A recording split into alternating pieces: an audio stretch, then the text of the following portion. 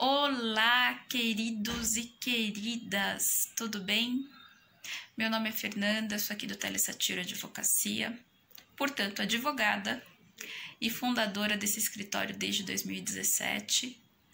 Logo, sejam todos muito bem-vindos ao Telesatiro, se considerem não só membros, né, das nossas redes sociais, como também da nossa família. E o nosso intuito é de divulgar conteúdo jurídico referente à esfera civil, ao direito civil, para os leigos do direito, não jamais tão leigos assim. E o Telesatiro, ele possui aí alguns projetos. Um deles é o Advogando para Microempresas ou Microempreendedores. Nós já temos aí em nossas redes sociais, então nos sigam no Instagram, também no nosso canal do YouTube, Telesatiro, no Instagram, Advogando para Microempreendedor, também no Facebook, Advogando para Microempresas. Nós já temos alguns assuntos postados, compartilhando aí conteúdo, né, interessante e informativo necessário ao microempreendedor, ao empresário. E referente ao vídeo de hoje, eu havia inclusive pensado em trazer uma explicação sobre as diferenças entre um microempreendedor, um ME, e um microempreendedor individual, um MEI, aspectos importantes, como se enquadra cada tipo social, né? O capital social também de cada empresa.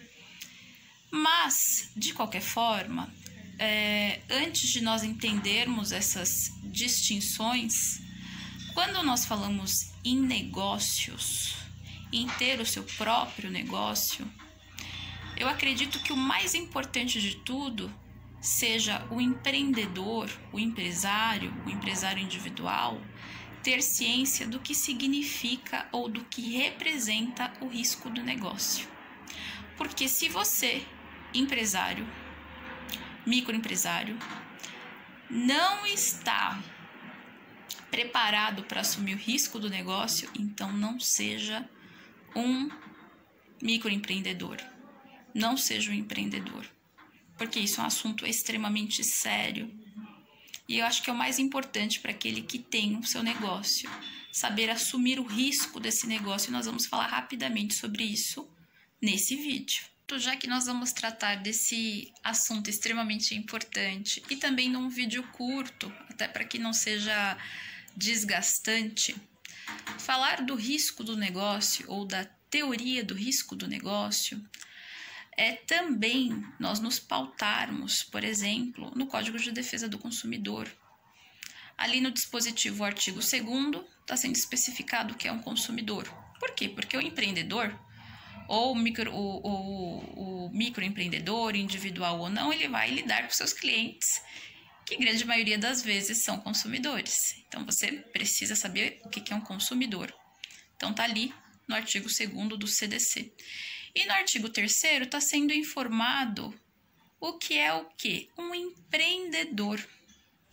E o empreendedor, que é aquele que presta o serviço, ele pode ser tanto uma pessoa física, quanto uma pessoa jurídica.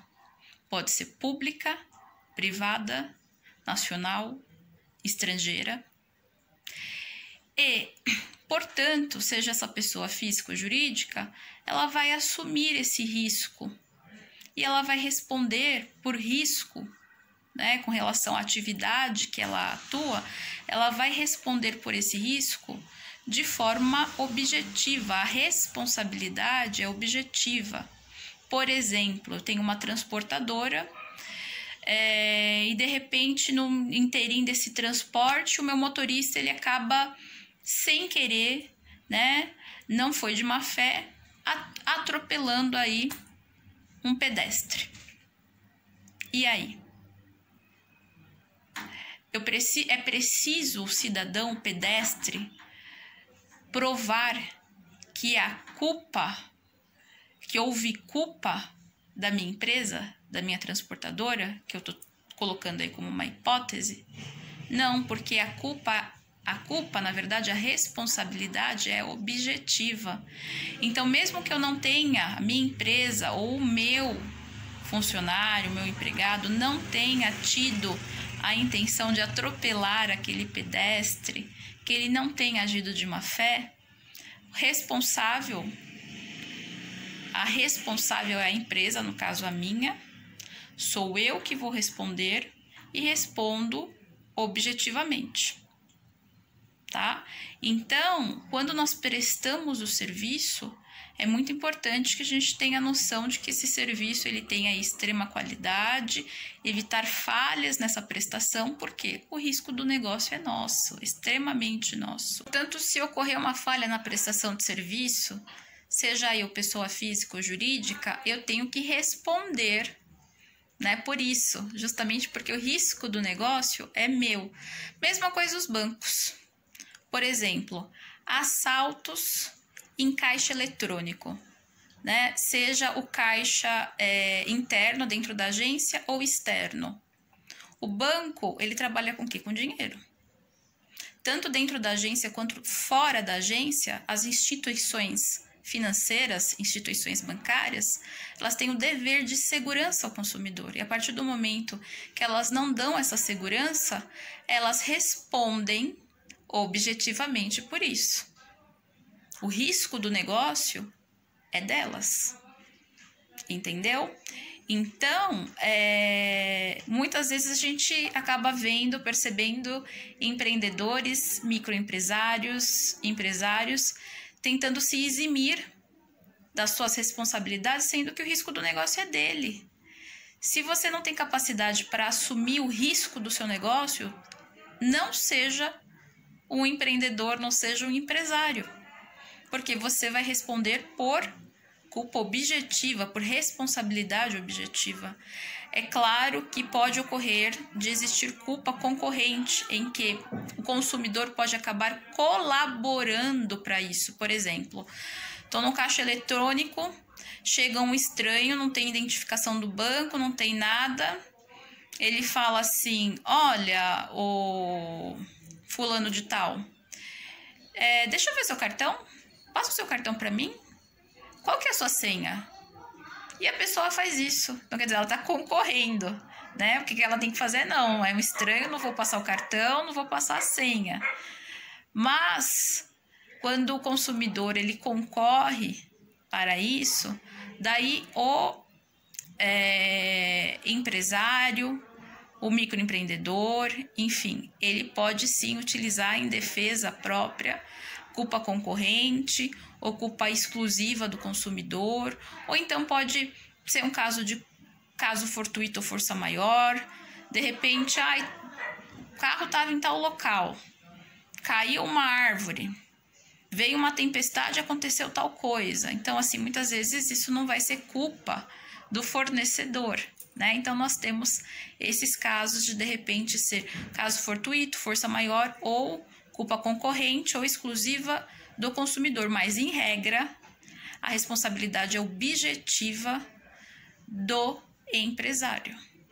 Portanto, para finalizarmos esse vídeo, que não deve ser extenso, um outro exemplo.